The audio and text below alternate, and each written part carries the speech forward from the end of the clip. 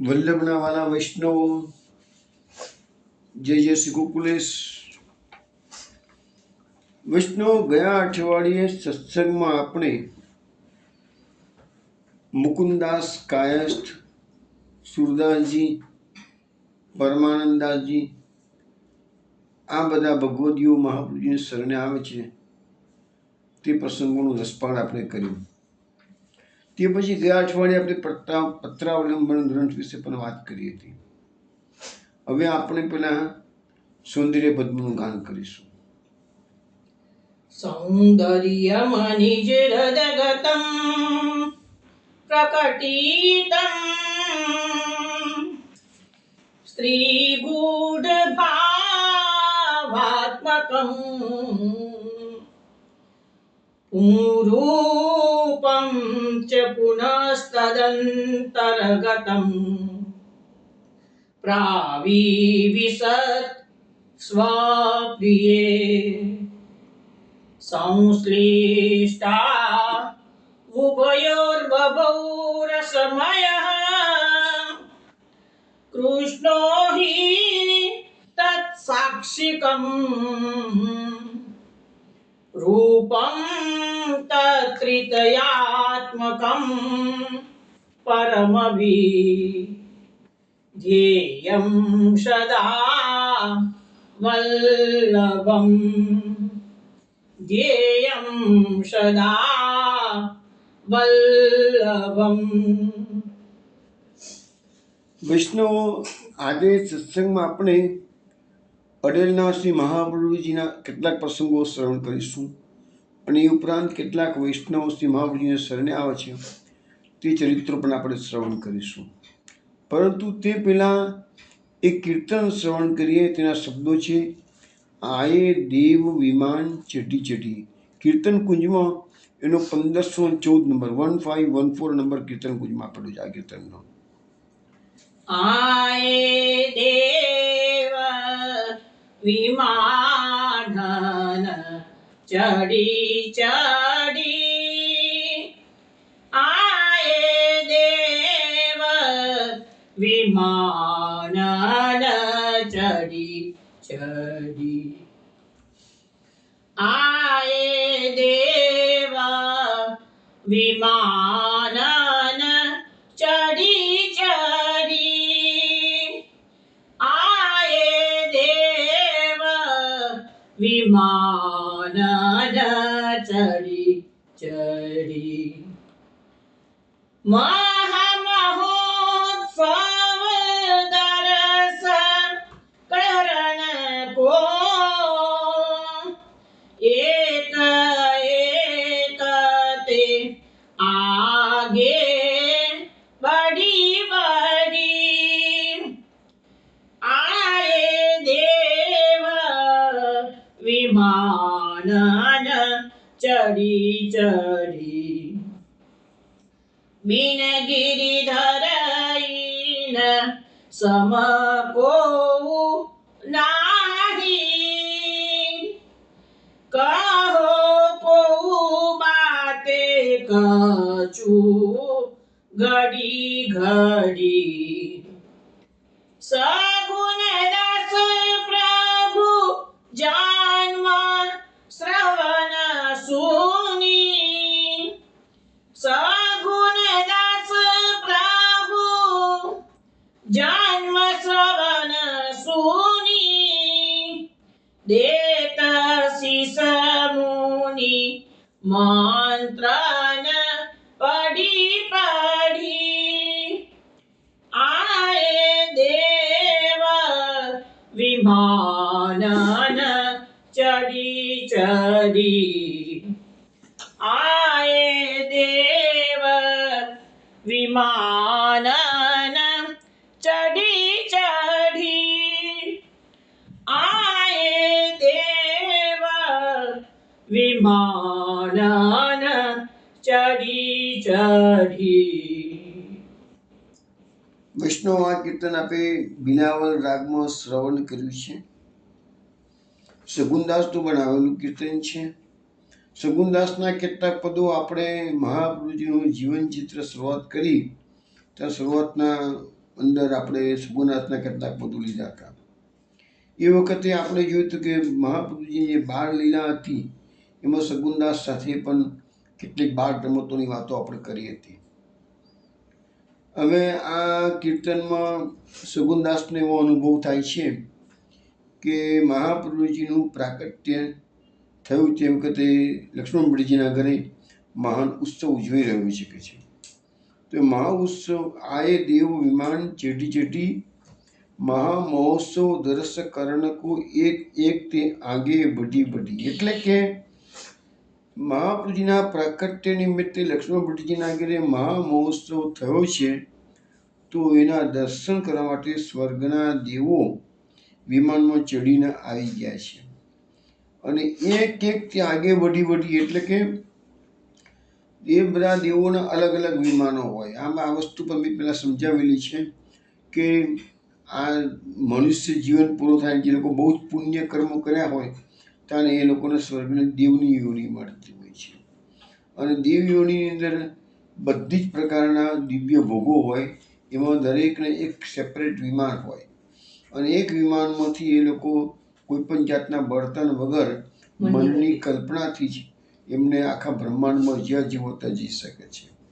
એટલે આ દેવોને આજે હોંસાતુસી થઈ ગઈ છે કે આ મહામહોત્સવના પૃથ્વી પર દર્શન થઈ રહ્યા છે તો અમે પહેલાં જઈએ, એટલે કે અમે પહેલાં જઈએ. એટલે એક એકથી આગે વધી વધી, પેલો ઘડીમાં આગળ જ આવે, ઘડીમાં પેલો આગળ જતો રહે, ઘડીમાં પેલો દેવોનું વિમાન આગળ જતું રહે, એવું કહેવાનો મતલબ છે. બેન ગિરિધર ઇન સમ કો નાહી કહો કહો બાતે કચુક ઘટી ઘટી. હવે સગુનદાસ કે છે કે આ મહાપ્રભુજીની તોલે ભગવાન એટલે ગિરિધરણ એ સિવાય કોઈ ના આવી શકે છે. પછી કોઈ ગમે તેટલી વાતો વધારી વધારીને કહે, કહો કહો બાતે કચુક ઘટી ઘટી, તમે વધારી વધારીને ગમે તેટલું કહો પણ મહાપ્રભુજી માટે કહે છે ને કે એમની સમકક્ષ પણ કોઈ આવી શકે એમ છે નહીં કે છે. સગુનદાસ પ્રભુ જન્મ શ્રવણ સુની ડેટ અશીષ મુનિ મંત્રને પઢી પઢી. સગુનદાસ કે છે કે આજે અમારા વલ્લભ પ્રભુનો જન્મનું શ્રવણ કર્યું. મુનિ લોકોએ જે ધ્યાન સમાધિ બેઠેલા હતા એમને સમાચાર મળી ગયા કે ભૂતળ પર લક્ષ્મણ ભટ્ટજીના ઘરે ભગવત પ્રાદુર્ભાવ થયો છે. તો એ બધા મુનિઓએ મહાપ્રભુજીને આશીષ આપી છે. કેવી રીતે આપી છે? મંત્રને પટી પટી, વેદ મંત્રોચ્ચાર પૂર્વક આશીષ પ્રદાન કરેલી છે. વૈષ્ણવ, હવે આપણે અડેલના કેટલાક પ્રસંગો જોઈશું. એમાં આપણે પહેલા એ જોઈએ કે મહાપ્રભુજીએ શ્રીમુખથી દામોદરદાસ સંભરવાળાની પ્રશંસા કરતા કહ્યું હતું કે જેણે એમ કે રાજા અમરીશને ના જ્યાં હોય તે દામોદરદાસ સંભરવાળાને જોઈ રાખે છે. એ જેમાં રાજા અમરીશ સતયુગમાં થઈ ગયા અને સંભરવાળા મહાપ્રભુજીના સમયમાં થઈ ગયા. પરંતુ વસ્તુ એવી છે કે રાજા અમરીશ મહાન ભગવત ભક્ત દુર્વાસાનો પ્રસંગ છે, 9મા સ્કંદમાં આવશે બધું, પણ એ મર્યાદા માર્ગી હતા. જ્યારે સંભરવાળાજી હતા એ પુષ્ટિ માર્ગે વૈષ્ણવ હતા. હવે એ સંભરવાળાનો પ્રસંગ મેં આપણે બધા જોઈ લીધું છે કે છોકરો મલેચ્છ પાક્યો હતો. એ સંભરવાળાના ઠાકોરજીને જ્યારે સંભરવાળા ઠાકોરજીને ચરણારવિંદ પ્રાપ્ત થયા ત્યારે તેમના માથે બિરાજતા જે દ્વારકાનાથજી હતા, જે અત્યારે કાકોરલી બિરાજે છે, એ નામો પધારી અને અડેલની અંદર પધરાવી દીધા. અડેલમાં નામ જ્યારે આવી ત્યારે ગોપીનાથજીએ કહ્યું મહાપ્રભુજીને કે આજે તો દ્વારકાનાથજી લક્ષ્મીજી સહિત અહીંયા પધારી રહ્યા છે. તો મહાપ્રભુજીએ ઉત્તર આપ્યો કે દ્વારકાનાથજીના આભૂષણો વગેરેનો વૈભવ ઘણો છે, એ જોઈ તારું મન એના પર લોભાવી છે કે શું કે છે? ત્યારે ગોપીનાથજીએ જવાબ આપ્યો, આપણો હોઈને શ્રી ઠાકોરજીના દ્રવ્યમાં જે લોભ કરશે તેનો મૂળ સહિત નાશ થશે. શ્રી ઠાકોરજીનું દ્રવ્ય એ દેવ દ્રવ્ય છે. ત્યારે શ્રી આચાર્યજીએ કહ્યું કે અમારા કુળમાં અથવા અમારા વૈષ્ણવમાં કોઈ શ્રી ઠાકોરજીના દ્રવ્યમાં લોભ કરશે તેનો નિશ્ચય નિર્મૂળ નાશ થશે. સેવકનો ધર્મ એ છે કે મહેનત મજૂરી કરી જે મળી આવે તે શ્રી ઠાકોરજીને આગળ ધરવું, એ પ્રમાણે કરે ત્યારે સેવકનો ધર્મ રહ્યો. જે માણસ શ્રી ઠાકોરજીને પૂજાવીને અથવા શ્રી ઠાકોરજીનું નામ લઈને દ્રવ્ય પ્રાપ્ત કરશે તેના સર્વ સુકૃતોનો નાશ થઈ જશે. એવું મહાપ્રભુજીએ વચનામૃત આપણને કરતા સમજાવ્યું છે. તો હવે પછી અડેલની અંદર મહાપ્રભુજીના ત્યાં દ્વારકાનાથજી પધાર્યા એટલે તે વખતે સેવામાં મહાપ્રભુજી પાસે 5 સ્વરૂપ બિરાજતા હતા. શ્રી નવનીત પ્રિયાજી, શ્રી વિઠ્ઠલનાથજી, શ્રી દ્વારકાનાથજી, શ્રી ગોકુલનાથજી, શ્રી મદન મોહનજી. પછી ભગવતીઓ જે બી બહારગામથી બધા આવતા એ આ બધા સ્વરૂપોના દર્શન કરીને આનંદ પામતા. મહાપ્રભુજી, ગુસાઈજી, ગોપીનાથજી બધા સાથે મળીને સેવા કરતા હતા. એ દરમિયાન અડેલમાં શ્રી વિઠ્ઠલનાથજીના યજ્ઞોપવિત ઉત્સવ પણ આવી ગયો. તો હવે એક વખત એવું બને અડેલમાં બન્યું છે કે મહાપ્રભુજી ત્રિવેણી સંગમમાં સ્નાન કરવા માટે પ્રયાગ પધાર્યા હતા. અને જોગાનું જોગ એ જ વખતે ચૈતન્ય મહાપ્રભુજી બંગાળમાંથી એ પણ પ્રયાગરાજમાં પધારેલા હતા.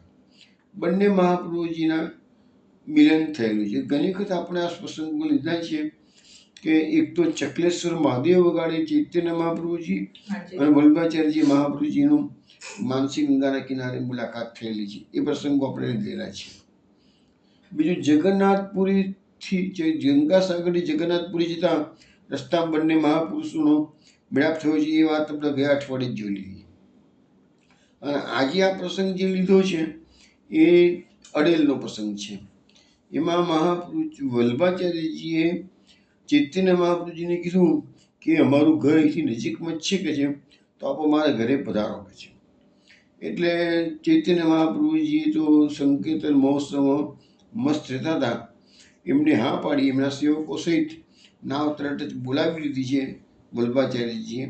અને નાવમાં ચૈતન્ય મહાપ્રભુજીને એમના સેવકોને બેસાડીને અડેલ તરફ આવી રહ્યા છે. પણ ચૈતન્ય મહાપ્રભુજી તો એની મસ્તીમાં હતા એટલે નાવમાં બેસીને પણ એક સંકીર્તન મહોત્સવ કરતા કૂદી કૂદી નાચી નાચીને ગાતા હતા. તો નાવ આલમ ડોલમ થતી હતી. અને છતાંય પણ તો બંને ભગવત સ્વરૂપો હતા એટલે બીજો તો કોઈ વાંધો આવવાનો હતો નહીં. હવે જ્યારે ચૈતન્ય મહાપ્રભુજીને લઈને વલ્લભાચાર્યજી અડેલમાં પોતાના ઘરે પધાર્યા તે વખતે રાજભોગનો સમય થઈ ગયેલો હતો. અક્કાજીએ થાળ તૈયાર કરી અને નવનીત પ્રિયાજીને ભોગ માટે સજાવેલો હતો. એ જ વખતે ચૈતન્ય મહાપ્રભુજીની પધરામણી ઘરે થઈ એટલે વલ્લભાચાર્યજીએ અક્કાજીને કીધું કે આ જે રાજભોગનો થાળ તૈયાર કર્યો છે એ તમે ચૈતન્ય મહાપ્રભુજીને આરોગાવી દો કે છે. એમના હૃદયમાં વિરાજતા શ્રી કૃષ્ણ એ જ ભોગ આરોગી લઈ શકે છે. અને તમે નવનીત પ્રિયાજી માટે ફરીથી સામગ્રી સિદ્ધ કરજો. તો એવો એક પ્રસંગ અહીંયા અડેલમાં બનેલો છે. પછી સાંજ સુધીમાં ચૈતન્ય મહાપ્રભુજી રોકાયા છે અને પછી પાછા વલ્લભાચાર્યજી એમને પાછા પ્રયાગરાજ પાછા મૂકી આવ્યા છે. તો એવી એક આ ઘટના અહીંયા બનેલી છે. બીજી વસ્તુ એવી છે કે અડેલની અંદર મહાપ્રભુજીના શરણે દિનકરદાસ શેઠ પણ આવે છે. એ પ્રસંગ આપણે હવે જોઈએ. એક વખત એવું બન્યું કે અડેલમાં શ્રી મહાપ્રભુજી ભગવદ વાર્તા પૂરી કરી છે. શ્રી વલ્લભ ભગવદ વાર્તા પૂરી કરીને પોથી બાંધી રહ્યા છે. સૌ વૈષ્ણવ આપશ્રીને દંડવત પ્રણામ કરીને પોતપોતાના સ્થાને જઈ રહ્યા છે.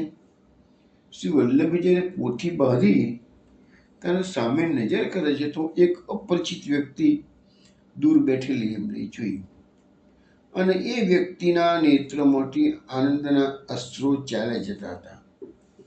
મહાપ્રભુજી તો ઓળખી ગયા. આપણે પ્રેમથી નામ દઈને બોલાવ્યા અને કીધું, આવો દિનકરદાસ શેઠ, હું તમારી જ રાહ જોતો હતો, અહીંયા નજીક આવો. દિનકરદાસને આશ્ચર્ય થયું.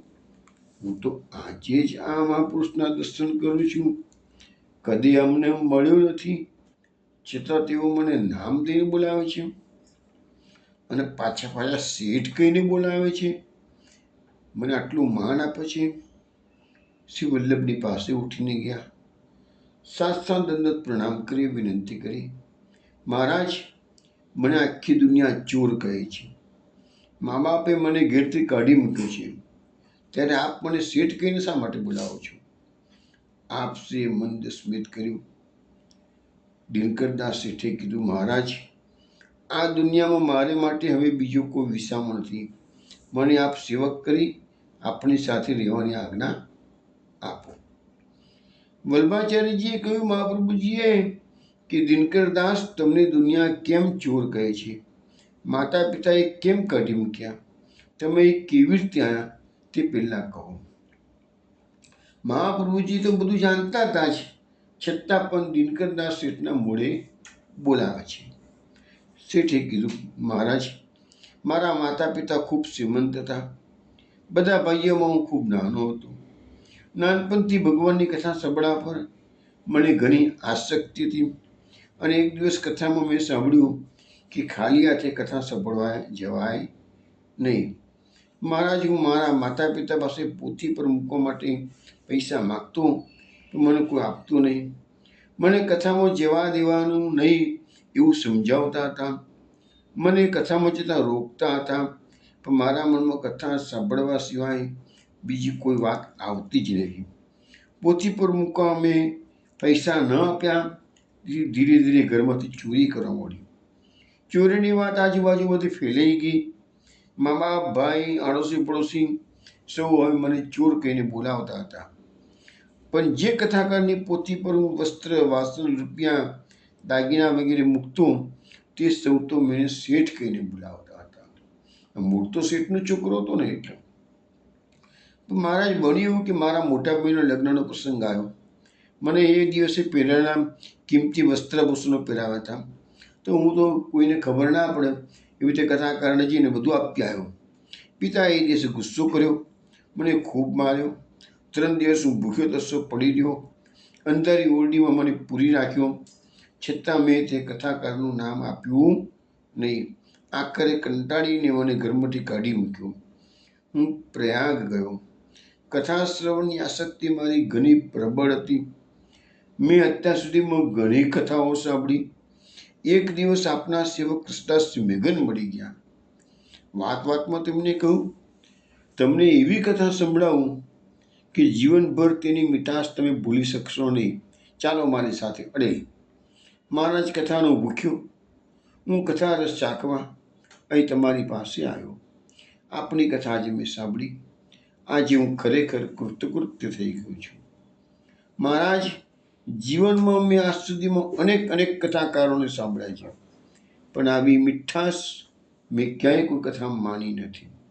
કારણ કે બધા કથાકારો રૂપિયા માટે, પેટ ભરવા માટે જ કથા કરતા હતા. ભગવાન નામની સાચી આસક્તિ કોઈ કથાકારમાં દેખાતી નથી. આજે કેવળ ભગવાન લીલાના આનંદમાં રચ્યા પચ્યા રહેતા આપના મુખેથી નિષ્કામ ભાવે કથાનું શ્રવણ કર્યું, ત્યારે મને એમ લાગ્યું કે હું તો કથાના અમૃત રસના સાગરમાં ડૂબી ગયો છું. આંખમાંથી આંસુઓ ચાલ્યા જતા હતા. દેહ, સ્થળ, સમયનું ભાન હું ભૂલી ગયો હતો. આપે કથા પૂર્ણ કરી ત્યારે મને દુઃખ થયું કે ફરીથી ક્યારે કથા સાંભળવા મળશે. મહારાજ, બધું છોડી કથા શ્રવણની આસક્તિ મને આપની પાસે ખેંચી લાવી છે. માટે મને કૃપા કરીને સેવક કરો અને નિત્ય આપની કથા સાંભળવાનું મને આશીર્વાદ આપો. શ્રી વલ્લભ પ્રસન્ન થઈ ગયા. દિનકરદાસ શેઠને સેવક કર્યા. સુખી ઘરનો આ છોકરો અડીલમાં ચીરવાસ કરવા વિચારે છે. બીજા વૈષ્ણવની મદદથી દિનકરદાસ માટે એક નાનકડી ઝૂંપડી બાંધી લીધી. દરરોજ વહેલી સવારે ઉઠી સ્નાન કરી તેઓ આજુબાજુના ગામમાં કોઈ ભિક્ષા માંગવા જાય.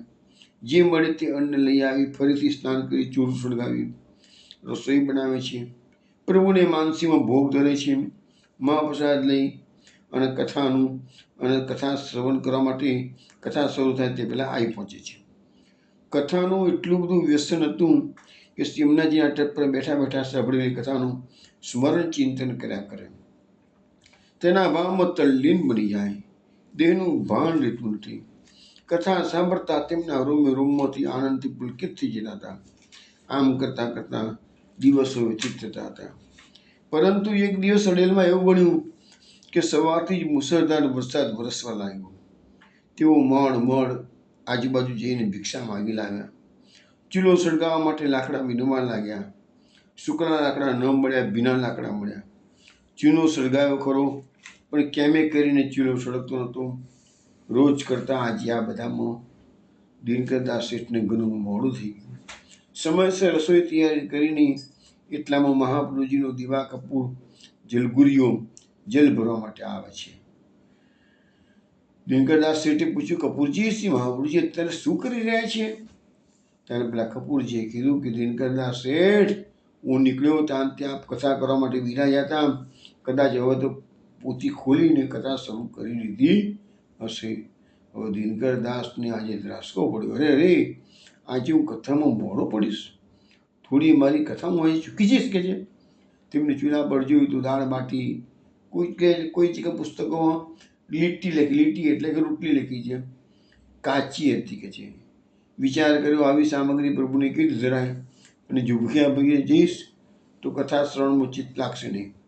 માટે પ્રભુનું નામ લઈ શ્રી વલ્લભનું સ્મરણ કરીને કાચી રસોઈ જમીને જલ્દી દિનકરદાસ ત્યાં પહોંચી ગયા. જાણે કે મહાપ્રભુજી રાહ જોતા ના હોય એવી રીતે મહાપ્રભુજી તૈયાર થઈને બેઠેલા હતા.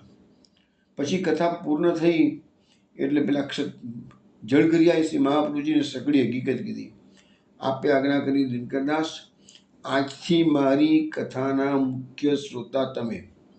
તમારી કથા શ્રવણની આસક્તિથી હું ખૂબ પસંદ છું. તમે આવશો તે પછી જ હું કથા શરૂ કરીશ. માટે તમે બરાબર રસોઈ થાય પછી ભોગ ધરી પ્રસાદ લઈને પછી જ આવજો. દિનકરદાસ શેઠે દંડવત પ્રણામ કર્યા. પાછળ જતાં તેમનું મન અસ્વસ્થ હતું. તેઓ વિચાર કરવા લાગ્યા, અરે, મારા ખાતર શ્રી વલ્લભને કથા કરવામાં મોડું થાય અને પરિશ્રમ પડે તો મારો સેવક ધર્મ લજવાય. આજથી મારે રોજ કરતાં વહેલા તૈયાર થઈ કથા શ્રવણ માટે પહોંચવું જ જોઈશે. ત્યારથી દિનકરદાસ શેઠ વધારે જીવકપૂર્વક કથાનો સમય સાચવવા લાગ્યા. વૈષ્ણવ, આ દિનકરદાસ શેઠનું 84 વૈષ્ણવ વાર્તામાં ચરિત્ર આવે છે. હવે મહાપ્રભુજીની સાથે જે સુબોધનીજી લખતા હતા, માધવ ભટ્ટ કાશ્મીરી, એનો પ્રસંગ આપણે જોઈએ. મહાપ્રભુજી એના 84 વૈષ્ણવમાં એના પ્રસંગો પણ આપેલા છે. આ માધવ ભટ્ટ પેલા તો કેશવ ભટ્ટ કાશ્મીરીના સેવક હતા. એક સમયે કેશવ ભટ્ટ શ્રી મહાપ્રભુજી પાસે આવ્યા. તે બહુ દિવસ રહ્યા. જ્યારે શ્રી મહાપ્રભુજી કથા કહેતા ત્યારે તે બી સાંભળતા. તેમના શિષ્ય માધવ ભટ્ટ શ્રી મહાપ્રભુજીના સેવકોમાં જઈને બેસતા. તેઓ ભગવદ વાર્તા કરતા. હવે એક દિવસ એવું બન્યું કે માધવ ભટ્ટને કેશવ ભટ્ટે કહ્યું કે તું અમારો સંગ છોડીને મહાપ્રભુજીના સેવકોમાં જઈને ઠઠ્ઠા સાથી મસ્કરી કેમ કરે છે? ત્યારે માધવ ભટ્ટે કહ્યું, મને તો તમારા સંગ કરતાં પણ આ મહાપ્રભુજીના સેવકોના ઠઠ્ઠા સારા લાગે છે, તેથી હું ત્યાં જાઉં છું. કેશવ ભટ્ટે મનમાં વિચાર્યું, આ મારા કામથી ગયો. તેથી તેમણે શ્રી મહાપ્રભુજીને કહ્યું કે મેં તો આપણા મુખથી કથા સાંભળી, તો મને તો કોઈ બોધ થયો નહીં. અને આ માધવ ભટ્ટને તો શ્રી ભાગવતની સ્ફૂર્તિ થઈ ગઈ છે. પછી કેશવ ભટ્ટે શ્રી મહાપ્રભુજીને વિનંતી કરી, અમારી પાસેથી કંઈ ગુરુદક્ષિણા લો. આપે કહ્યું કે અમે તો કોઈ લેતા નથી કશું. અને કેશવ ભટ્ટે કહ્યું કે સારું, મારો આ એક સેવક છે માધવ ભટ્ટ, એ આપણે સમર્પણ કરશું. એમ કહી માધવ ભટ્ટને શ્રી મહાપ્રભુજીને સોંપી કેશવ ભટ્ટ ત્યાંથી વિદાય થયા. પછી કાશ્મીરી ગયા. માધવ ભટ્ટ શ્રી મહાપ્રભુજીની પાસેથી નામ પામ્યા અને સમર્પણ કર્યું. પછી મહાપ્રભુજી પાસેથી નામ નિવેદન દીક્ષા લઈ અને માધવ ભટ્ટ ને ઠાકોરજી પધરે આપ્યા મહાપ્રભુજીએ, અને માધવ ભટ્ટ પાછા કાશ્મીરમાં પોતાના ઘરે ગયા. હવે માધવ ભટ્ટ કાશ્મીરમાં જે ગામમાં રહેતા હતા એ ગામમાં એક બનાવ બન્યો. એ ગામમાં એક શેઠ હતો, એનો એકનો એક દીકરો મરણ પામ્યો. તેથી તે શેઠ ખૂબ જ રોવા લાગ્યા અને વિલાપ કરવા લાગ્યા કે મારા દીકરાને કોઈ જીવાશો તો હું જીવીશ, નહીં તો મરી જઈશ કે છે. હવે એ વખતે ત્યાંથી એક વૈષ્ણવ પસાર થતા હતા. અને આ શેઠનો આટલો બધો વિલાપ જોઈને દયા આવી ગઈ. તો એમને કીધું, અરે જે ગામમાં માધવ ભટ્ટ કાશ્મીરી માધવ ભટ્ટ જેવા વૈષ્ણવ રહેતા હોય ત્યાં આવું અકાળ અવસાન થાય જ કેવી રીતે, આવું દુઃખ થાય જ કેવી રીતે? તારે પેલા શેઠને જ થયું, જરૂર માધવ ભટ્ટ તો મોટા ભગવદીય હોવા જોઈએ, એટલે કે જો એમની કૃપા થઈ જાય તો મારો મરેલો છોકરો જીવતો થાય. તેથી પેલા શેઠ દોડતા માધવ ભટ્ટ પાસે ગયા અને બહુ વિલાપ કરીને કહેવા લાગ્યા કે તમે તો મહાન ભગવદીય છો અને મારો છોકરો જીવાડો. જો દીકરો જીવશે તો હું જીવીશ, નહીં તો હું પણ એની પાસે મરી જઈશ કે છે. એ પ્રમાણે બોલતા ગયા, બોરડતા ગયા. હવે એનું દુઃખ જોઈને માધવ ભટ્ટને દયા આવી ગઈ. મનમાં વિચાર કરવા લાગ્યા કે આ ગ્રસ્ત દુઃખ પામી છે. માધવ ભટ્ટે મંદિરમાં જઈ અને ઠાકોરજીની આગળ વિનંતીનો શ્લોક કરીને ધર્યો. અને એ શ્લોક એવો કીધો છે, દયાળો અસમર્થસ્ય દુઃખાયૈવ દયાલુતામ વિશ્વોદ્ધરણ દક્ષસ્ય સાતવકસ્ય શોભતે. એટલે કે કોઈ વ્યક્તિ ગમે તેટલો દયાળુ હોય પણ જો અસમર્થ હોય તો પછી એના માટે કોઈ અર્થ નથી થતો. કારણ કે દયાળુ છે, દયા આવી ગઈ, પણ અસમર્થ હોય તો બીજાને સુખી કરી શકતો નથી. તેથી વિશ્વોદ્ધાર અને દક્ષ એવા તમને એકલાને જ દયા શોભે છે. એટલે કહેવાનો મતલબ અહીંયા એવો થાય છે, આ શ્લોકનો અર્થ કહે છે કે પ્રભુ અમારામાં પણ દયા છે, પણ અમે અસમર્થ છીએ, અમે શેઠને મદદ કરી શકતા નથી. પણ તમે તો વિશ્વોદ્ધાર, આખા વિશ્વનો ઉદ્ધાર કરનારા છો કે છે, એટલે દયા તમારામાં હોય એ જ શોભ, અમારામાં દયા શોભે નહીં. હવે ઠાકોરજી આ શ્લોક સાંભળ્યો પછી થયું, તરત બોલ્યા ઠાકોરજીએ વાત કરી માધવ ભટ્ટને કે જ્યાં તો કહી દે ને, શેઠને કહી દે તારો છોકરો જીવ્યો. પછી માધવ ભટ્ટ બહાર આવે છે. શેઠ ચડતા હતા એને કીધું કે જા તારો દીકરો જીવ્યો. પણ શેઠના મનમાં વિશ્વાસ આવતો નથી. પોતે મનમાં વિચાર્યું, જો હું ઘેર જઈશ અને જીવ્યો નહીં તો હું શું કરીશ કે છે. અને મને તો કહે છે કે વિશ્વાસ પડે એના માટે કશું કોઈ મંત્રનું જળ કે કશું આપ્યું તો છે નહીં કે છે. એમને એમ કહી દીધું જા જીવી ગયો કે છે. પણ એટલામાં તો પાછા જવાનું કીધેલું, પણ એટલામાં તો ઘેરથી સમાચાર આવ્યા કે તમારો દીકરો જીવી ગયો છે. અને ખુશખુશાલ થઈ ગયા શેઠ તો, અને દોડતા ગયા અને જોયું તો વાત સાચી નીકળી, પોતાનો છોકરો જીવતો થયો હતો. પરંતુ હવે માધવ ભટ્ટ કાશ્મીરીએ વિચાર્યું, હવે આ ગામમાં ના રહેવાય. આ ગામમાં આ વાત ફેલાઈ જશે કે મરેલાને જીવતો મેં કર્યો છે મહાપુરુષની કારણે, તો એ તો આ ગામમાં જેટલા મરણ થશે બધી લાઈનો લાગશે મારા ત્યાં કે છે. એટલે એમને અડધી રાત્રે ઠાકોરજીની ઝોપડીમાં પધરાવી અને ગામ છોડી અને અડેરમાં શ્રી મહાપ્રભુજીની પાસે રહેવા આવી ગયા. અડેરમાં શ્રી મહાપ્રભુજી પાસે રહેવા આવી ગયા અને મહાપ્રભુજી કીધું કે આ સુબોધનીજીનું જે લખાણ છે એ તમે કરો. કારણ કે એ બહુ પંડિત હતા મોટા. અને આપણા વાર્તા સાહિત્યમાં એવું આવે છે કે માધવ ભટ્ટ કાશ્મીરી જ્યાં સુધી જીવ્યા ત્યાં સુધી સુબોધનું લેખન એમણે કર્યું. અને માધવ ભટ્ટ કાશ્મીરી ગયા પછી બાકીની સુબોધની જે એ રાણા વ્યાસે લખી છે. અને એટલું જ નહીં, પણ રાણા વ્યાસે પાછી કોપી પણ આખી સુબોધની કોપી રાણા વ્યાસે કરી છે. અને રાણા વ્યાસની હસ્તલિખિત સુબોધનીજીની કોપી સંખેડાવાળા ડૉક્ટર નગીનભાઈ શાહ એમના ઘરમાં છે.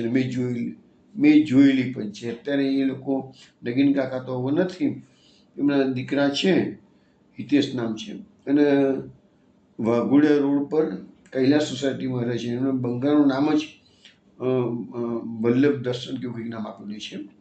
અને એમના ત્યાં હું ગયો હતો તો રાત દિવસ તો નહીં પણ હરનિશ સુબોધીનું પારાયણ ચાલ્યા કરે એવું મને નગીન કાકા જીવતા હતા. તો આ જે માધવ ભટ્ટ કાશ્મીરી જે છે ને, એમને એક વખત એવું બનેલું કે રાત્રે લઘુ શંકા કરવા માટે ઊભા આવ્યા કે મહાપ્રભુજી તો ગામની બહાર રોકાય, ખુલ્લામાં જ રોકાતા હતા. ને મહાપ્રભુજી દામોદર હસાણી, કૃષ્ણાસ મેઘન અને આ માધવ ભટ્ટ કાશ્મીરી, આ ચાર તો સદંતર સાથે સાથે રહેતા હતા. અને તમે જુઓ કે જે હોનાર ચિત્રકારનું જે ચિત્રની વાત આપણે ઘણી વખત પહેલાં કરી છે, તો તકરાણી ઘાટે મહાપ્રભુજી બિરાજી અને સુબોધરીજી લખાઈ રહ્યા છે. તો એ જે ચિત્ર બહુ જાણીતું ચિત્ર છે, ઘેર ઘેર લોકોના પાસે એ ચિત્ર છે. પણ અસલ ચિત્ર તો કિશનગઢમાં છે. એ ચિત્રની અંદર એવું છે કે માધવ ભટ્ટ કાશ્મીરી મહાપ્રભુજી લખાવી રહ્યા છે, માધવ ભટ્ટ કાશ્મીરી લખી રહ્યા છે, દામોદરદાસ હસાણીએ દંડવત પ્રણામ કરેલા છે, અને કૃષ્ણાસ મેઘન હાથ જોડીને બિરાજમાન છે. એ ચિત્ર બહુ જાણીતું ચિત્ર છે. એ માધવ ભટ્ટ કાશ્મીરીને એક વખત ગામની બહાર મુકામ તો કરતા હતા જ, ત્યાં અડધી રાત્રે લઘુશંકા કરવા નીકળ્યા અને ત્યાં કોઈકે ભૂલથી બાણ મારી દીધું અને બાણ મારીને એમનો દેહ ત્યાગ થયો. પછી બાકીની સુબોધનીજી રાણાએ બેસે લખી છે. પછી મહાપ્રભુજીને પૂછવામાં આવ્યું સેવકો દ્વારા કે તમારો સેવક અને આવું અપમૃત્યુ કેવી રીતે આવી ગયું, કે છે આવી રીતે અચાનક મૃત્યુ થયું કેમ, તમારો સેવક છે ને. ત્યારે મહાપ્રભુજી કીધું ભાઈ એક વખત એને ભૂલ કરેલી અને ઠાકોરજીની સૈયામો ફૂલ હતા, એમાં ભૂલથી સોય રહી ગઈ હતી, એટલે શ્રી ઠાકોરજીના શ્રીઅંગનો સોયને સ્પર્શ થયો, માટી દંડ એના ભોગવવો પડે છે કે છે. પણ એમની ગતિ બુરી થવાની નથી, પરલોક તો એમનો બગડો નથી, પરલોકમાં તો ઉત્તમ ગતિ એટલે કે ભગવત પ્રાપ્તિ એમને થઈ જ ગઈ છે. એવું આપણે આ ચરિત્ર આપણે માધવ ભટ્ટ કાશ્મીરનું વૈષ્ણવ આપણે શ્રવણ કર્યું. હવે આપણે ગદાધર દાસનું ચરિત્ર શ્રવણ કરીશું. આ ગદાધર દાસ એ મકર સ્નાન માટે તીર્થરાજ પ્રયાગ વર્ષ જતા હતા. મકર સ્નાનનું મેં તમને મહત્વ સમજાવ્યું હતું ને, મહત્વ કે મકર સ્નાન અને માઘ સ્નાન પ્રયાગરાજમાં દર વર્ષે એમાં લાખો લોકો સ્નાન કરવા માટે આવે છે. એક સમય ગદાધર દાસ પ્રયાગમાં હતા. શ્રી આચાર્યજી એ જ વખતે ત્યાં પધારેલા હતા. બધા પંડિતો શ્રી આચાર્ય સાથે ચર્ચા કરતા હતા અને ગદાધર દાસના જે કાકા હતા એ પણ પ્રયાગમાં રહેતા હતા, પણ એ શૈવપંથી હતા. ગદાધર દાસ કાકાને ઘરે ઉતરતા. ગદાધર દાસના કાકા એ ગદાધર દાસને કહ્યું કે શ્રી વલ્લભાચાર્યજી પધારે છે, તને કોઈ શંકા હોય તો ચાલ તું મારા સાથે, હું તો ત્યાં જઉં છું. ગદાધર દાસે કે ચલો હું આવું કે છે. બંને સાથે આવ્યા. ગદાધર દાસના કાકાએ આચાર્યજીને પૂછ્યું કે મહારાજ, ઠાકુર તો એક જ છે, ભગવાન તો એક જ છે, પણ તમારા વૈષ્ણવ સંપ્રદાયમાં અલગ અલગ, એ તો પેલા શૈવપંથી હતા ને, એટલે એમને શું કીધું કે ઠાકુર એક જ છે, તો વૈષ્ણવ સંપ્રદાયમાં અલગ અલગ ભગવાન કેમ છે કે છે, કોઈ કૃષ્ણને ભજે, કોઈ રામને ભજે, કોઈ નૃસિંહને ભજે, કોઈ નારાયણને ભજે, તો પછી આ બધામાંથી કયા ઠાકુર સાચા કે છે. ત્યારે શ્રી આચાર્યજીએ કહ્યું કે જેમ ચક્રવર્તી રાજાનું રાજ્ય તો સગળી પૃથ્વી પર હોય, પણ દેશ દેશના ગામના રાજા અલગ અલગ હોય, બધા પોતપોતાની જાતને રાજા કેવડાવે, પણ ચક્રવર્તીના બધા રાજાઓ હોય ગામના, એ ચક્રવર્તી રાજાના આજ્ઞાકારી કહેવાય. એવી રીતે શ્રી પૂર્ણ પુરુષોત્તમ શ્રી ઠાકોર શ્રી કૃષ્ણ એ અમારા સર્વોપરી ભગવાન છે. અને બીજા બધા અવતારો જે થયા છે, અંશા અવતાર, કળા અવતાર, જ્ઞાન અવતાર, એ બધા શ્રી કૃષ્ણના આજ્ઞાકારી ભગવાન કહેવાય કે છે. ઠાકુર બધે બધાને કહેવાય. ત્યારે ગદાધર દાસના મનમાં સમાધાન થઈ ગયું. હવે ગદાધર દાસ દૈવી જીવ હતા. તેમના મનમાં સિદ્ધાંત બેસી ગયો, થયું કે શ્રી આચાર્યજીના શરણે જાઉં તો જરૂર આ મહાપુરુષની કૃપાથી શ્રી કૃષ્ણની પ્રાપ્તિ થશે. ગદાધર દાસે શ્રી આચાર્યજીને દંડવત પ્રણામ કરી વિનંતી કરી, મહારાજ મને શરણે લો, હું સંસારમાં ખૂબ ભટક્યો. શ્રી આચાર્યજી કહ્યું કે ભાઈ તમે તમારા કાકાને તો પહેલાં પૂછો કે છે. અને કાકાની નારાજગી હતી, કારણ કે પહેલાં શૈવપંથી હતા અને વલ્લભાચાર્યજીને મહાપ્રભુજી ભગવત અવતાર માનતા જ નતા. એ તો એટલે કાકાની નારાજગી હતી, છતાં પણ એકદમ મક્કમ રહ્યા ગદાધર દાસે. ત્યારે શ્રી આચાર્યજી ગદાધર દાસને ખૂબ પસંદ થયા. કહ્યું કે જે સેવક હજુ થયો નથી તો પણ આવું તે કહીને છે કે ના હું તમારો જ સેવક થઈશ, ભલે કાકા હા પાડે કે ના પાડે. તો સેવક થતાં ચોક્કસ ભલો વૈષ્ણવ થશે. શ્રી આચાર્યજીએ સંમતિપૂર્વક કહ્યું કે જ્યાં ત્રિવેણીમાં સ્નાન કરી આવો. ગદાધરદાસ નાઈને પ્રશ્નમાં આવ્યા. શ્રી આચાર્યજીએ નામ સંભળાવી બ્રહ્મ સંબંધ કરાવ્યું.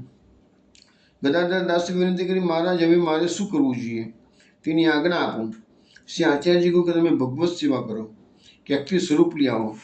ગદાધરદાસે વિચાર્યું કે એક સ્વરૂપ મારા કાકાના ઘેર છે તો ખરું, પણ હવે મળશે કેવી રીતે, કારણ કે એ તો બહિર્મુખ થઈ ગયા છે કે છે, એટલે એમાંની સાથે તો મારે વાત પણ નથી કરવાની ઈચ્છા કે છે. પણ તોય પણ એમને કાકાએ કીધું, જલ ગદાધરદાસ મારા ઘેર ચલ કે છે. કાકાએ કહ્યું, અમે શૈવ માર્ગી છીએ અને તને તો ઠાકોરજી પધરાવવાનું કીધું છે કે છે. મારી પાસે ઠાકોરજી છે, હું તને આપી દઉં છું કે છે. મારે ઠાકોરનું શું કામ છે કે છે, અમે તો મહાદેવને જાણીએ છીએ કે છે, જેથી જલ્દી તું લઈ જા કે છે. એટલે આવી રીતે મહાપ્રભુજીની કૃપાથી ગદાધરદાસને જે સ્વરૂપ લેવાની તકલીફ હતી એ પણ પેલાની બુદ્ધિ ફેરવી દીધી. ગદાધરદાસના કાકાનું મન ફેરવ્યું. ભગવદીએ જેનું ઘર છોડે ત્યાં ઠાકોરજી પણ ન રહે, જલ્દી આવ્યા. શ્રી મહાપ્રભુજીએ પંચામૃત સ્નાન કરી શ્રી મદન મોહનજી નામ ધર્યું. ગૌર સ્વરૂપ છે. 3 દિવસ ગદાધરદાસ શ્રી આચાર્યજીની પાસે રહ્યા. સેવાની સગળી રીત શીખ્યા. શ્રી આચાર્યજીએ ભક્તિવર્ધિની ગ્રંથ કર્યો, તેનું વ્યાખ્યાન કર્યું. એકચ્યુઅલી આ ભક્તિવર્ધિની ગ્રંથ પુરુષોત્તમદાસ જોશી માટે બનાવેલો છે, પણ અહીંયા પણ મહાપુરુષે ભક્તિવર્ધિની ગ્રંથનું વ્યાખ્યાન કર્યું અને કહ્યું, અવ્યાવૃતો ભજેત કૃષ્ણમ પૂજ્યા શ્રવણાદિભિ વ્યાવૃત્તોપ્યરો ચિત્તમ શ્રવણાદૌ એતત્ સદા. તેમાં મુખ્ય સેવા અવ્યાવૃત થઈને કરવી એવું કહ્યું છે, અને તેથી ઉતરતી વ્યાવૃત્તિ કહીને કર્યું. મન હરિમાં રાખે આ સાંભળતા. આના કહેવાનો મતલબ એવું છે, વ્યાવૃત્તિ ને અવ્યાવૃત્તિ, કે તમે કોઈ પણ પ્રકારની વૃત્તિ ના કરતા પેટ ભરવા માટેની, અને તો તમારે કહે છે કે રાત દિવસ ભક્તિ કરવાની. પણ વ્યાવૃત્તિ તમારે કરવી બી પડે હોય તો પણ તમારે ભલે વાંધો નથી, પણ તમારું ચિત્ત સદૈવ હરૌ ચિત્તમ શ્રવણાદો, એટલે તમારું ચિત્ત હંમેશા ભગવાનની ભક્તિમાં લાગેલું છે. કામ કરતાં કરતાં કામ કરો કે નામ કરો, પણ ચિત્ત ભગવાનનું ચિત્તસ્તર પ્રવણમ સેવા. તો આ સાંભળીને ગદાધરદાસે સંકલ્પ કર્યો કે વ્યાવૃત્તિઓ કશી કરવી નથી. શ્રી આચાર્યજી મહાપ્રભુજીની વિદાય લીધા. ઓરછા પોતાના ઘેર આવ્યા. લગ્ન તો થયું હતું નહીં, મા બાપ હતા નહીં. એમની અવસ્થા એ વખત 30 વર્ષની હતી. સગા સંબંધીઓ જે ઘરમાં રહેતા હતા બધાને કહી દીધું, તમે બધા બીજા ઘરમાં જઈને રહો, હું તો વૈષ્ણવ થયો છું, મારે તમારી સાથે જોડી રહ્યો નથી કે છે. અને આ રીતે ગદાધરદાસે જુદા રહેવાનું ચાલુ કર્યું. તો હવે આપણે ગદાધરદાસનો પ્રસંગ લીધો. હવે આપણે બેનીદાસ અને માધવદાસ બે ભાઈઓ મહાપ્રભુજીને શરણે આવે છે. એ પ્રસંગ આપણે હવે શ્રવણ કરીશું. આ બંને ભાઈઓ ભગવદ ઈચ્છાથી બંને એક જ ઘરમાં એક જ માતાને ત્યાં જન્મ્યા, પરંતુ બંનેનું મન મળે નહીં. માધવદાસે ઘરમાં વેશ્યા રાખી હતી. તે બધા વૈષ્ણવની નિંદા કરતા. એ વૈષ્ણવ પણ એ વેશ્યા હતી, એ વૈષ્ણવ હતી. લીલામાં ચંદ્રાવલીને સખી ચંદ્રલતા એનું નામ હતું.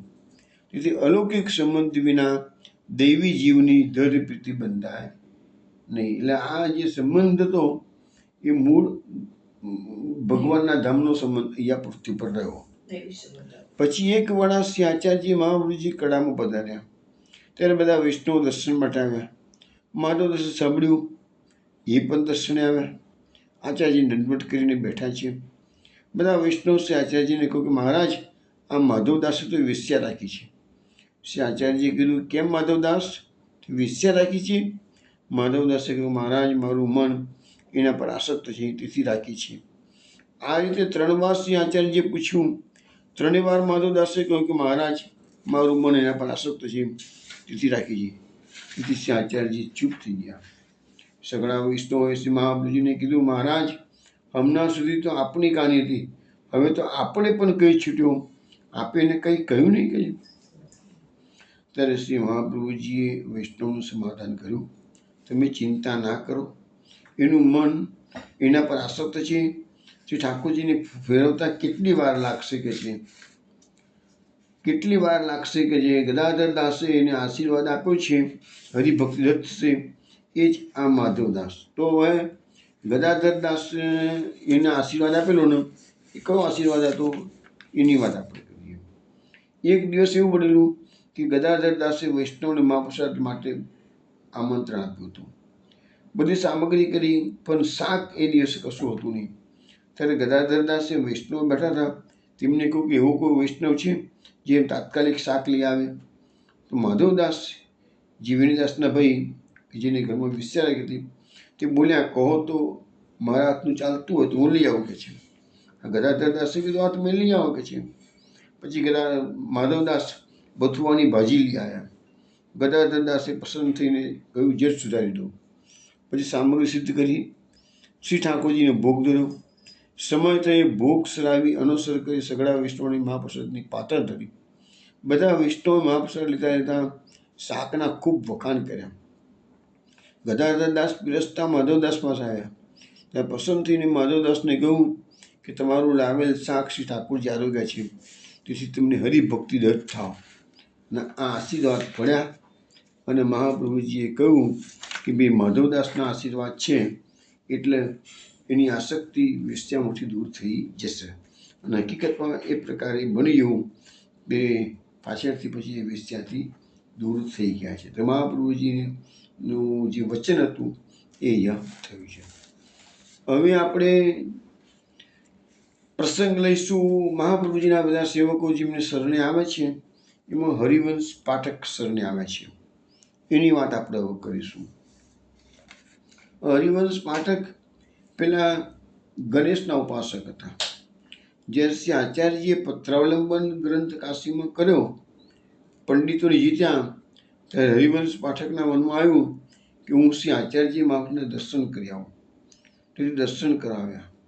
ત્યારે વિપ્ર રૂપ જોઈને મનમાં આવ્યું કે એ તો બ્રાહ્મણ છે, અમે પણ બ્રાહ્મણ છીએ, એ પંડિત છે તો હું પંડિત છું, તો મારે એમનું શું કામ છે કે જે મને ગણેશના દર્શનમાં દિલ થાય છે, એ ઠીક નથી.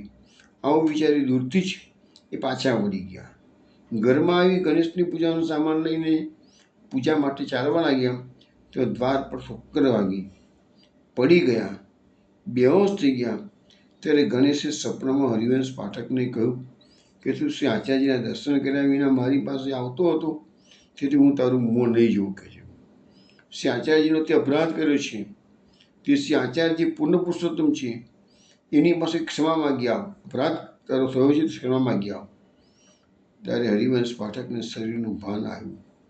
શ્રી આચાર્યજી મહાપ્રભુજી પાસે દોડતા આવ્યા, દંડવત કરી વિનંતી કરી, મહારાજ આપ તો પૂર્ણ પુરુષોત્તમ છો, મેં આપણું સ્વરૂપ જાણ્યું નહીં, હવે મારો અપરાધ ક્ષમા કરી શરણે લો. તે વેળા શ્રી આચાર્યજી શેઠ પુરુષોત્તમ દાસના ત્યાં કાશીમાં ઉતર્યા હતા. હરિવંશ પાઠકને નામ સંભળાયું. હરિવંશ પાઠકે વિનંતી કરી, મહારાજ ઘરમાં સ્ત્રી છે, એક દીકરો છે, એક દીકરી છે, તેમનો અંગીકાર કરો. શ્રી આચાર્યજીએ કહ્યું કે તમે ભગવત સ્વરૂપ ક્યાંથી લઈ આવો, પછી તમારે ઘેર પધારી બધાને નામ નિવેદન કરાવી શ્રી ઠાકોરજી પધરાવી દઈશું.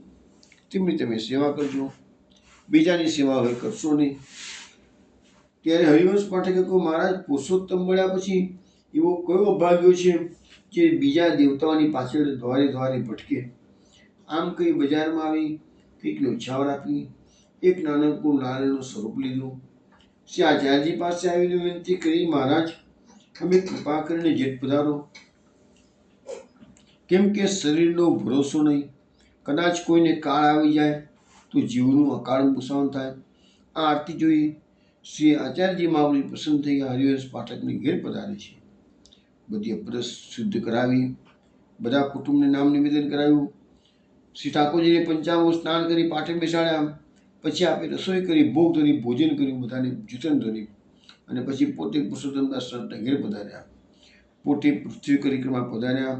ત્યારે હરિવંશ પાઠકને કહ્યું કે સંદેહ થાય તો શ્રી પુરુષોત્તમ દાસને પૂછી લેજો. અને પછી હરિવંશ પાઠક સારી રીતે સેવા કરવા લાગ્યા. હવે આપણે મહાપ્રભુજીના સેવક ગોપાલદાસ વાંસવાડાના એની વાત આપણે કરીશું. આ ગોપાલદાસ વાંસવાડામાં એક ક્ષત્રિય હતા, તેમને ઘેરે પ્રગટ થયા. એક ક્ષત્રિય વૈશ્યવૃત્તિ એટલે કે વેપાર ધંધો કરતા હતા અને સરાફીની પણ એનું કામકાજ હતું કે છે. એક ક્ષત્રિયના દીકરા 4 અગાઉ થયેલા તે મરી ગયેલા અને પાંચમા ગોપાલદાસ થયા. ત્યારે ક્ષત્રિય માનતા કરી કે આ મારો દીકરો જીવશે તો તીર્થરાજ પ્રયાગમાં એનું મુંડન હું કરાવીશ. પછી ગોપાલદાસ એમ કરતાં કરતાં 5 વર્ષના થયા. પણ આ ક્ષત્રિયનું વેપારમાં મન ખૂબ, તે પ્રયાગરાજ જવાની પ્રયાગરાજ જવાનો સમય કાઢે નહીં. એમ કરતાં કરતાં આજે જઈશ કાલે જઈશ એમ કરતાં કરતાં સમય નીકળતો ગયો. એમ કરતાં કરતાં ગોપાલદાસ 11 વર્ષના થયા. ત્યારે ક્ષત્રિય એક ગાડી કરી પોતાના ગુમાસ્તા ચાકર સાથે બધાને કીધું, ગુમાસ્તાને કીધું જા તું પ્રયાગમાં જાઓ અને મુંડન કરી લાવો. પોતે ના ગયા કારણ કે વેપારમાં ટાઈમ મળતો નથી એને. અને ગુમાસ્તા સાથે તો ગાડીમાં મોકલાવી દીધા. પ્રયાગમાં મુંડન કરાવી જલ્દી પાછા લઈ આવો, પછી એનું મારે લગ્ન કરવાનું છે. આ પ્રકારે બધાને કીધું અને ગોપાલદાસ વાંસવાડાથી નીકળ્યા. ગોપાલદાસ પ્રયાગરાજમાં આવે છે. ગંગાજી યમુનાજીના દર્શન કર્યા. દૈવી હતા તેથી એમને બંને અલૌકિક દર્શન થયા. ત્યારે ગોપાલદાસે ગુમાસ્તાને કહું, હું તો એ વાળ નહીં મુંડાવું. આ તીર્થ ક્ષેત્ર કહેવાય. આ તીર્થ ક્ષેત્રથી 5 કોસ બહાર જઈને મુંડાવીશ. શું મને નરકમાં નાખવાનો છે? આ રસરૂપ જળ તેમાં વાળ નાખું? ગુમાસ્તાએ ખૂબ સમજાવ્યા કે ભાઈ તમારા પિતાની માનતા છે અને તમારા પિતાએ કેવું છે એ કરવું પડશે. અને બીજું પ્રયાગરાજ તીર્થમાં તો માટું મુંડાવવાનું ઘણું ફળ છે.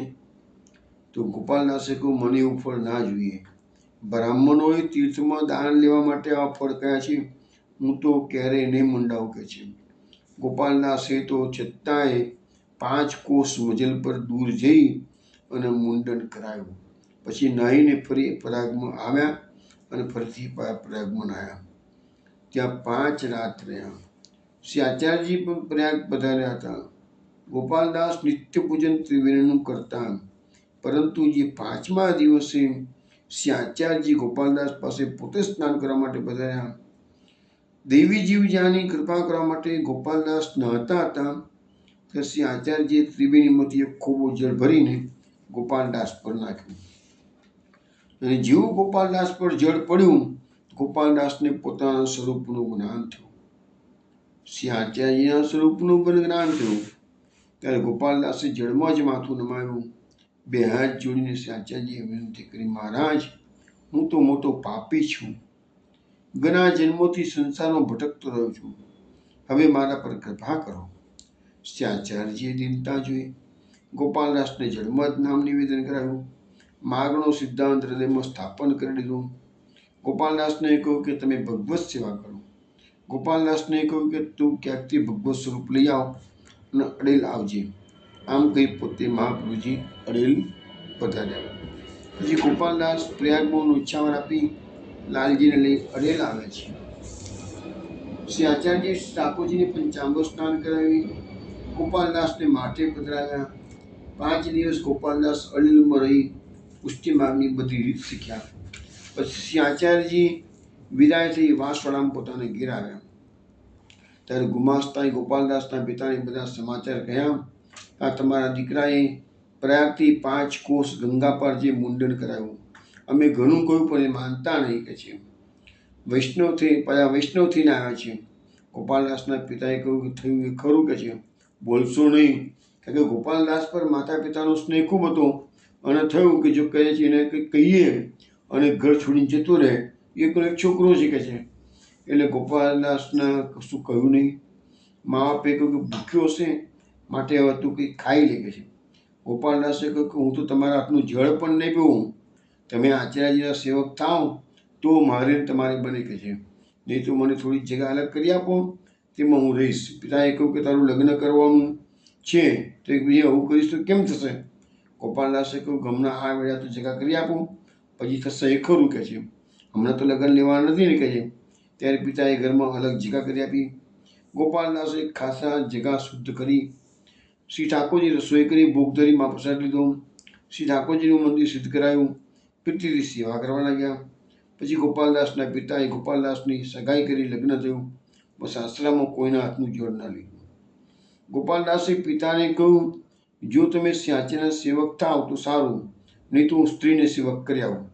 ત્યારે માતા પિતાએ કહ્યું, તારે દ્રવ્ય જોઈએ તો લઈ લે, સ્ત્રીને સેવક કરાવ, પણ અમે તો સેવક નહીં થઈએ.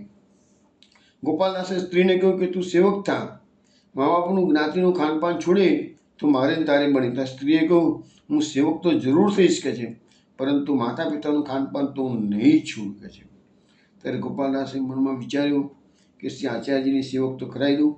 જો ઉત્તમ જીવ હશે તો આપમેળે બધા ધર્મ સિદ્ધ થઈ જશે. ત્યારે ગાડી તૈયાર કરી સ્ત્રીને બેસાડી વાંસવાડાથી નીકળ્યા. કેટલાક દિવસો પ્રસંગ પ્રયાગરાજ આવે છે. અડેલ ત્યાંથી આવે છે. શ્રી આચાર્યને દંડવત કરી વિનંતી કરી, મહારાજ, મારા માતા પિતા તો સેવક નથી થયા, પરંતુ આ સ્ત્રીને લાવ્યો છું, તે નામ નિવેદન કરીને કૃપા કરો. શ્રી આચાર્યજી કહ્યું કે તારી સ્ત્રી પુષ્ટિજીવ નથી, તેથી નિવેદન ન કરાવો, એનાથી આ બધું બની શકશે નહીં કે છે. એ જ્યાં ત્યાં ખાશે. વળી નામ સંભળાવી દઈશું, તારા સંબંધથી તારા માતા પિતા સ્ત્રી બધાનો ઉદ્ધાર થઈ જશે, લીલા સંબંધ નહીં થાય કે છે. ત્યારે ગોપાલદાસે કહ્યું, કૃપા કરી નામ તો સંભળાવો. શ્રી આચાર્યજી ગોપાલદાસની સ્ત્રીને નામ સંભળાવ્યું. ગોપાલદાસ કેટલાક દિવસ શ્રી આચાર્યજી પાસે રહીને પછી વિદાય થયા અને વાસવાડા પોતાને ઘેર આવ્યા. હવે જુઓ આ વૈષ્ણવોનું કર્તવ્ય કેવું છે. પૈસા તો ખૂબ હતા, સ્ત્રી અનુકૂળ નથી, માતા પિતા અનુકૂળ નથી, તો પણ ધર્મની ટેક છોડતા નથી. હવે આ ગોપાલદાસે પોતાના ઘરના દરવાજા પાસે માર્ગમાં જે વૈષ્ણવ આવજા કરતા હોય એના માટે એક વિશ્રામ સ્થળ બનાવ્યું. જ્યાં આવે ત્યાં ઉતરે. ગોપાલદાસે વિચાર્યું, ગામમાં એવો કોઈ વૈષ્ણવ છે નહીં કે જેની સાથે ભગવત સેવા વાર્તા કરીએ. વિશ્રામ સ્થાન હશે તો આવતા જતા વૈષ્ણવ સાથે મેળાપ થશે અને સત્સંગ થશે કે છે. તો માર્ગથી નીકળનારા ત્યાં આવીને ઉતરતા. સાંજે એ સ્થળે ગોપાલદાસ જતા. જે ઉતર્યા હોય તેમને પૂછતા. તેમાં કોઈ ભૂખ્યો હોય એને ખાવાનું આપતા. કોઈ વૈષ્ણવ હોય એને પોતાને ઘેર બોલાવી પ્રીતિથી મહાપ્રસાદ લેવડાવતા. 2-4 દિવસ રાખતા. ખર્ચી ન હોય તેને ખર્ચી આપતા. અને આમ કરતાં કરતાં એક દિવસે પદ્મારાવણ સાચેલા બ્રાહ્મણ ત્યાં આવી ગયા. ગોપાલદાસે પૂછ્યું, ભાઈ તમે કોણ છો, ક્યાંથી આવો છો, ક્યાં જશો? પદ્મારાવણે કહ્યું કે અમે સાચેલા બ્રાહ્મણ છીએ, અમને શ્રી રણછોડજીના દર્શન પર ઘણી પ્રીતિ છે. અમારો જજમાન માવજી પટેલ ઉજ્જૈનમાં રહે છે, એની પાસે ખર્ચી લઈ દ્વારકા જઈ શ્રી રણછોડજીના દર્શન કરું છું. જ્યારે ખર્ચી ઘટે છે ત્યારે ફરી ઉજ્જૈન જઉં છું. માવજી પટેલ પાસે ખર્ચી લઈ દ્વારકા જઈને દર્શન કરું છું. ગોપાલદાસે પદ્મારાવણના આ વચનો સાંભળી દેવી જીવ જણાવવાથી વાત આગળ ચલાવી અને એમને કહ્યું, ગોપાલદાસે પદ્મારાવણને કહ્યું, તમારી સાથે રણછોડજી તમે જાઓ છો, પણ રણછોડજી ક્યારે બોલે છે ખરા કે વાત કરે છે? પદ્મારાવણે ગોપાલદાસને કહ્યું કે શું કોઈ રણછોડજી કોઈ વાત બોલે ખરા કે છે? તો બોલતા હો તમને બતાવો. ગોપાલદાસે કહ્યું કે હા, પ્રયાગરાજની પાસે અડેલ ગામ છે, તો શ્રી આચાર્યજી મહાપ્રભુજી બિરાજે છે અને પ્રગટ રણછોડજી છે કે છે એ બોલે છે, વાત કરે છે. પદ્મારાવણે ગોપાલદાસને કહ્યું, તો પછી હું ત્યાં જઉં, મને શ્રી રણછોડજી જેવા દર્શન આપે છે એવા દર્શન આચાર્યજી આપશે? ત્યારે ગોપાલદાસે કહ્યું કે જેવા રણછોડજી દર્શન આપે છે તેવા દર્શન શ્રી આચાર્યજી આપશે. વળી તમારી સાથે બોલશે. ત્યારે પદ્મારાવણને ઘણી આતુરતા થઈ કે ક્યારે અડેલ જવું અને ક્યારે શ્રી આચાર્યજી રણછોડ રૂપે મારી સાથે બોલે. પછી ગોપાલદાસ પોતાના ઘેર આવ્યા. રાત્રે પદ્મારાવણને ઊંઘ આવતી નથી, ક્યારે અડેલ જવું અને ક્યારે રણછોડજીના દર્શન કરું. તે કેટલાક દિવસે ઉજ્જૈન આવ્યા. માવજી પટેલે પદ્મારાવણને પૂછ્યું કે રાવણજી, આ વખતે બહુ જલ્દી ઉજ્જૈન આવી ગયા, હવે તમારું મનમાં બહુ ઉછાળ દેખાય છે કે છે, તેનું કારણ શું? ત્યારે પદ્મારાવણે કહ્યું કે અડેલમાં મેં સાંભળ્યું છે કે અડેલમાં શ્રી રણછોડજી પ્રગટ થયા છે, બધા સાથે બોલે છે, વાતો કરે છે, તેથી હું તમારી પાસેથી ખર્ચી લઈ અને સીધો અહીંથી અડેલ જઈશ. હવે હું રણછોડજીના દર્શન કરવા માટે અડેલ જઈશ કે છે. માવજી પટેલે કહ્યું કે યાર એવું હોય તો મને પણ સાથે લઈ જાઓ કે છે, હું તમારી સાથે આવું કે છે, મારે પણ રણછોડજીના દર્શન કરવાના છે કે છે. તો પદ્મા રાવળે કહ્યું કે તમે રાજથી લોક છો, અમે તો પગે ચાલીશું, તમારી સાથે ભીડ જાપતો સવારી હશે કે છે. તો કઈ રીતે બનશે? માવજી પટેલે કહ્યું હું એકલો તમારી સાથે પગે ચાલીશ બસ કે છે. ને પદ્મા રાવળે કહ્યું તૈયારી કરો, સવારે નીકળીશું. પછી એ માવજી પટેલની પત્ની હતી, એ નામ બિરજો હતી. એને સમાચાર, એને ખબર પડી ગઈ કે મારો પતિ એમના યજમાન સાથે જાય છે એમ તગાડે રણછોડજીના દર્શન કરવા. તો એને કીધું મને પણ દર્શન કરવા માટે લઈ જાઓ કે છે. સ્ત્રીને કહ્યું કે સવારે પદ્મા રાવળ સાથે મળેલ જવાના છીએ. તો શ્રી આચાર્યજી રણછોડજી દર્શન આપે છે, બધા સાથે બોલે છે.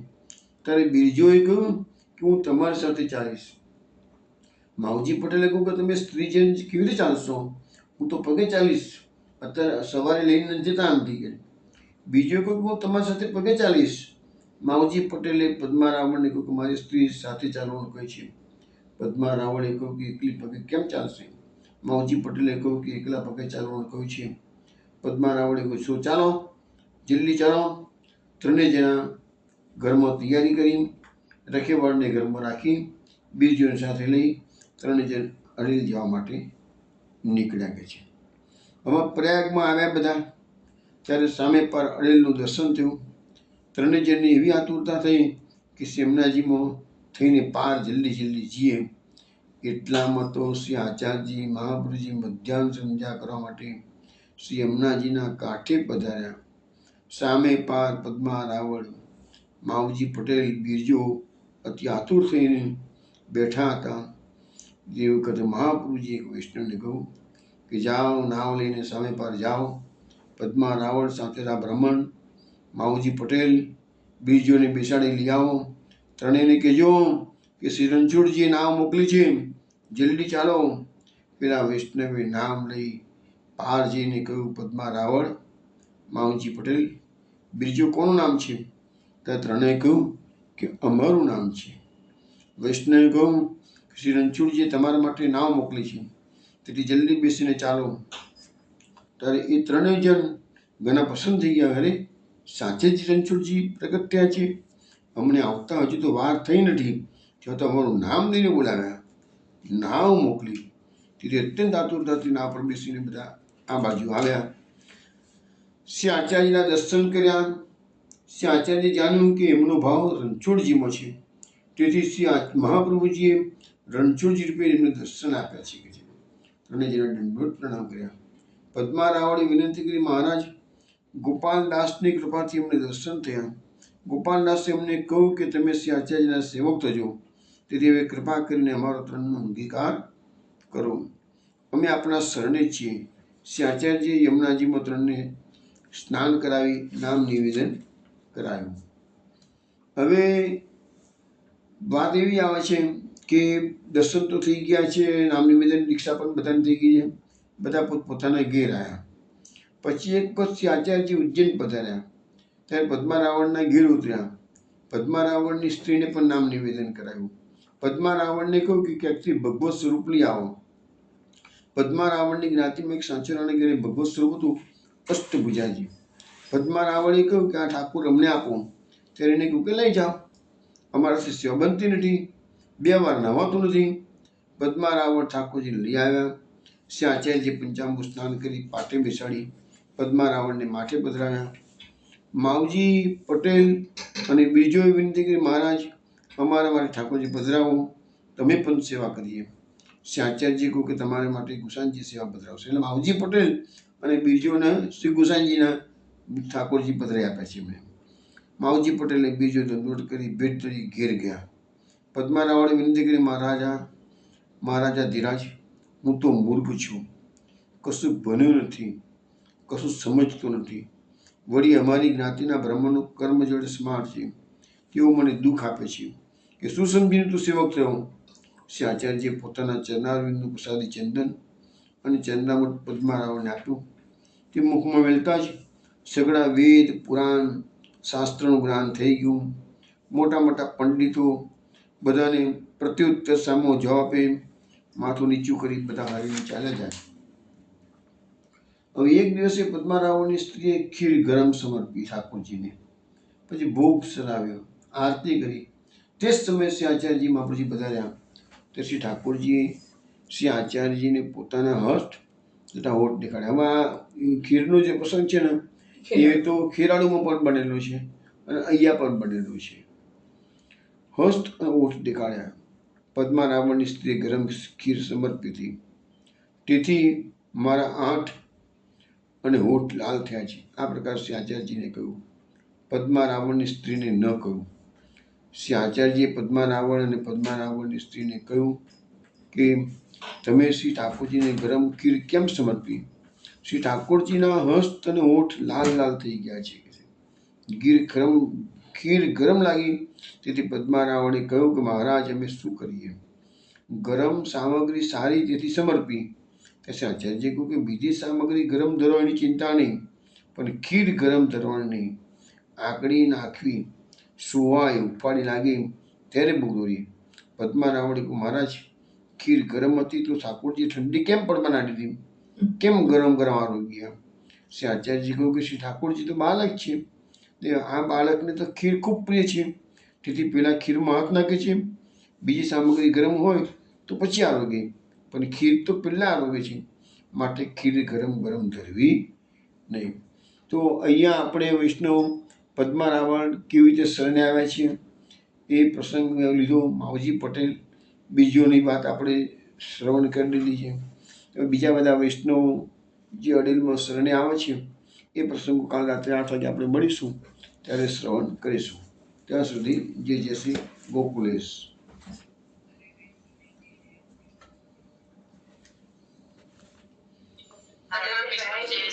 જય શ્રી ગોકુલેશ. જય શ્રી ગોકુલેશ. જય શ્રી ગોકુલેશ.